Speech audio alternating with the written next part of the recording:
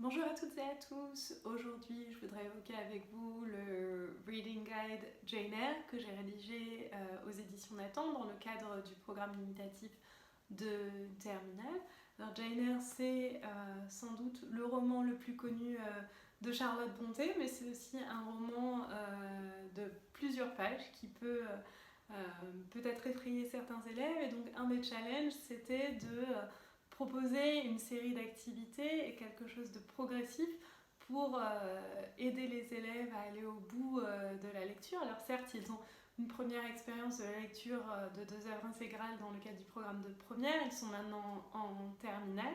Et donc peut-être une des pistes qui a guidé ma réflexion, c'était de me demander pourquoi Jane Eyre pour un public de jeunes du XXIe siècle. Et bien tout simplement parce que Jane Eyre, c'est une héroïne vraiment attachante qui avance malgré les obstacles, puisque le roman fait partie du genre des coming of age stories. On la suit de Lowood dans sa petite enfance jusqu'à la conclusion du roman à l'âge adulte. Et donc c'est un peu ça qui a guidé mes choix pour construire ce Reading Guide, c'est de montrer comment ce personnage indépendant pour l'époque assume ses choix, souhaite avoir une éducation et arrive à s'affranchir des pressions sociales de la société dans laquelle elle vit. Et en ça, je pense que ça résonne et ça peut parler à nos élèves. Alors, le Reading Guide, il est divisé en 8 parties. Il suit la chronologie de l'intrigue. Vous pouvez décider de toutes les traiter, de n'en traiter que quelques-unes. C'est en fonction de vos choix, de vos envies, des besoins aussi de vos élèves. Mais en tout cas, vous trouverez dans chaque partie plusieurs passages clés avec des questions pour cerner un petit peu les enjeux des passages et surtout plusieurs rubriques qui vont permettre de donner des clés de lecture pour mieux comprendre Jane Eyre avec les rubriques Focus On.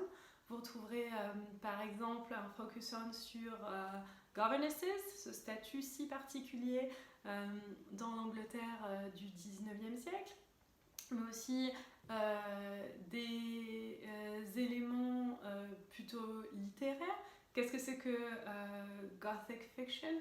Il y a toute cette ambiance un peu surnaturelle à Thornfield que Jane Eyre décrit et qui a son importance dans le roman. Donc ça va permettre d'aider les élèves à décrypter un petit peu cela. Et chaque partie se conclut par une tâche pour inscrire bien sûr la lecture dans une perspective actionnelle et que les élèves puissent synthétiser un petit peu les éléments clés qu'ils viennent d'étudier un passage.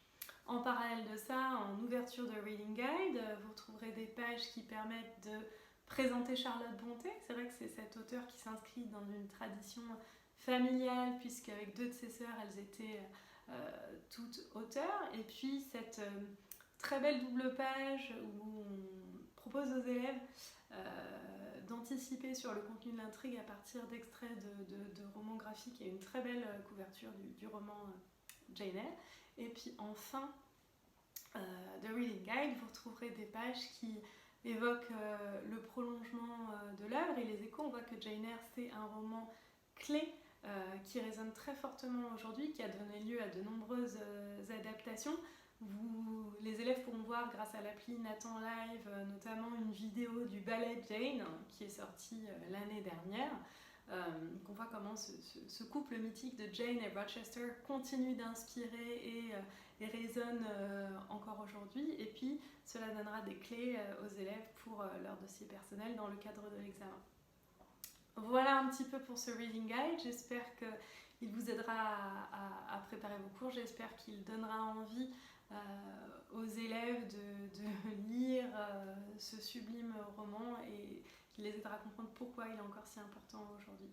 Je vous souhaite une bonne lecture et une bonne découverte. Bye bye!